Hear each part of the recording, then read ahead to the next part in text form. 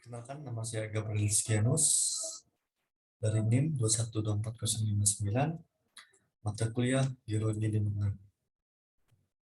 Di sini saya akan mempresentasikan apa itu geologi lingkungan. Apa itu geologi lingkungan? Geologi lingkungan adalah interaksi antara manusia dengan lingkungan. Geologis terdiri dari unsur-unsur fisik bumi, seperti batuan, sedimen, tanah, dan fluida. Unsur permukaan bumi, bentang alam, dan proses yang dalamnya sejarah kebumian. Selanjutnya, mengapa perlu mempelajari geologi lingkungan dalam kuliah kota? Setiap pembangunan dan pengembangan gaya tentunya mempunyai faktor-faktor yang dapat mempengaruhi kelangsungannya. Salah satunya adalah geologi tata lingkungan dan sumber daya air tanah. Faktor tersebut pada hakikatnya mempunyai pengaruh yang cukup besar, karena hingga saat ini tidak ada satupun pengembangan wilayah yang tidak berpijak pada bumi. Nah, oleh karena itu, geologi lingkungan dan air tanah memegang peran yang penting, yang sangat menentukan keberhasilan dan pengembangan wilayah.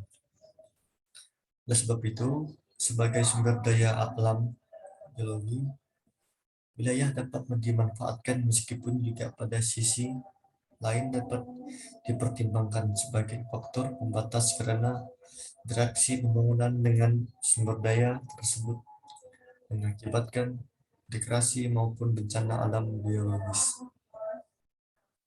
Tuh. Selanjutnya,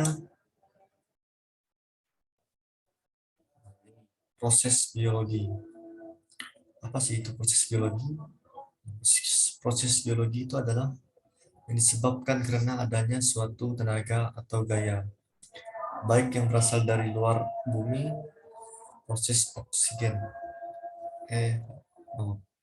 eksogen, maupun tenaga atau gaya yang berasal dari dalam bumi, proses endogen. Akan tetapi kedua proses ini biasanya akan disebut dengan satu istilah.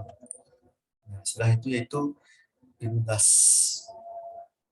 Lanjut, proses geologi eksogen atau eksogenik merupakan tenaga atau gaya mengubah bumi yang berasal dari luar bumi.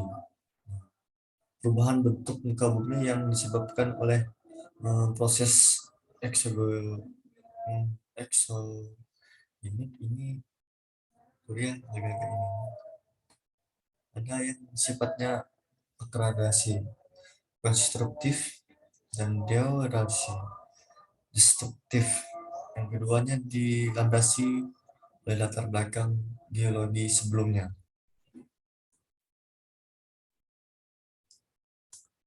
Baik, kita lanjut.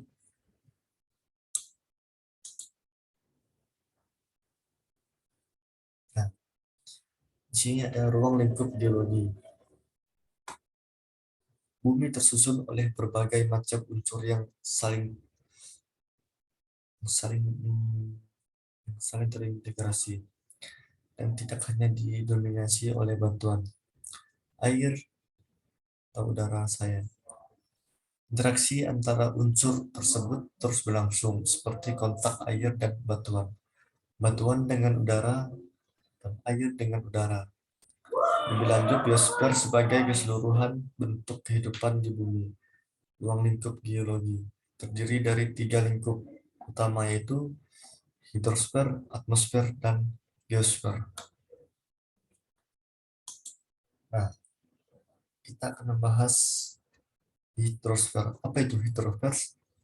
Adalah massa air yang dinamis dan bergerak secara kontinu melalui sebuah siklus yang dimaksud adalah siklus hidrologi yang terdiri dari evaporasi, air permukaan ke atmosfer, dan presipitasi air ke daratan, dan kemudian mengalir kembali sebagai air permukaan yang bermuara di laut.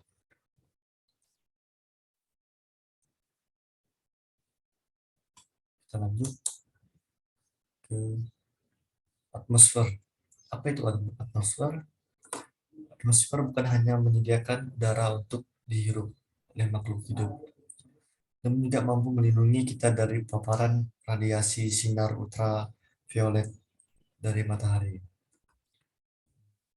Dan pertukaran energi secara kontinu terjadi di antara atmosfer dengan permukaan bumi, menghasilkan suatu kita sebut cuaca dan iklim.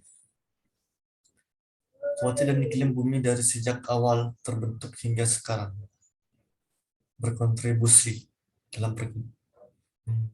pembentukan bentang alam dan sumber daya geologi, sehingga atmosfer berperan penting dalam proses geologi yang telah berlangsung di bumi. Kita lanjut ke biosfer. Biosfer bagian di dasar atmosfer dan samudera adalah lapisan kerak bumi. Bagian padat itu yang disebut sebagai biosfer. Biosfer membentang dari permukaan hingga ke inti bumi pada kedalaman 6.400 km, sehingga geosfer merupakan lingkungan yang paling besar yang ada di bumi jika dibandingkan dengan atmosfer, hidrosfer, dan biosfer. Setelah itu, lapisan geosfer yang berada di permukaan dapat diketahui petunjuk mengenai proses geologi yang telah terjadi sewaktu bumi ini sedang berbentuk. Nah, lapisan-lapisan geosfer dan proses yang berlangsung di dalamnya itu akan banyak dipelajari oleh para ahli geologi.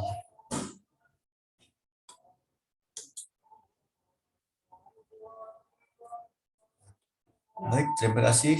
Mungkin sekian presentasi dari saya. Jika ada salah kata, mohon maaf. Terima kasih.